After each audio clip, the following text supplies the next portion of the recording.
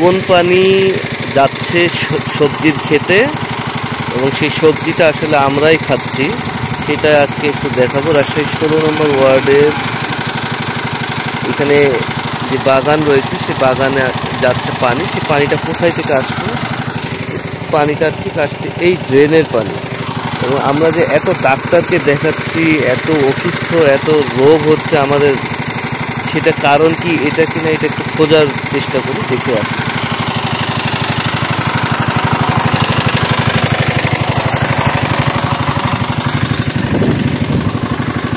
এই সেই পাইপ, যে পাইপ ধরে ধরে পানিটা যাচ্ছে, আমরা একটু দেখার চেষ্টা করবো আসলে সেই পাইপটা কত দূর গেছে। এই যে দুই পাশে কাজ চলছে, দেখা যাক।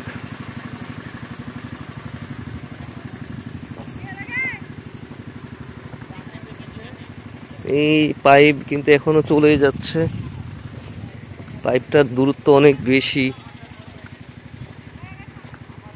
বাংলাদেশে প্রত্যেকটা সেক্টরের অর্থনৈতিক অবস্থা খারাপ থাকলেও চিকিৎসা সেক্টরে অর্থাৎ ঔষধ সেক্টরে অনেক বেশি, প্রতিটি পাড়ায় মহল্লায় আগের থেকে অনেক বেশি পরিমাণ ওষুধের দোকান দেখা যাচ্ছে।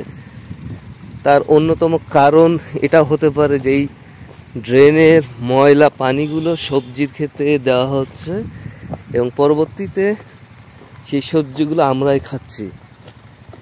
আপনারা এটা নিয়ে একটু ভেবে দেখবেন যে আসলে কতটুকু সত্য। এখানে কি গাছ দেখা যাচ্ছে? পালন শাকের গাছ। এবং এখানে এই সেই পাইপ এখনো কিন্তু আমরা দেখতেই পাচ্ছি, পাইপ চলছে। পাইপের শেষ কোথায় হয়েছে সেটাকে একটু খুঁজে দেখব। এই যে এখানে পানি পড়ছে এই জায়গাতেই।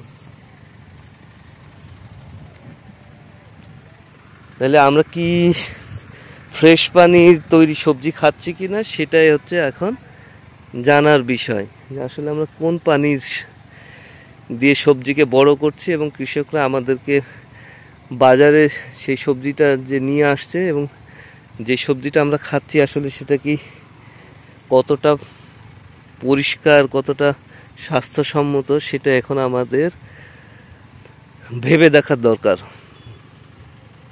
সকলকে ধন্যবাদ জানাচ্ছি এবং এটা নিয়ে আপনারা নিজ নিজ জায়গা থেকে আওয়াজ তুলুন। যদি এরকম অন্যায় কিছু পান আপনারা আমাদেরকে জানাতে পারেন।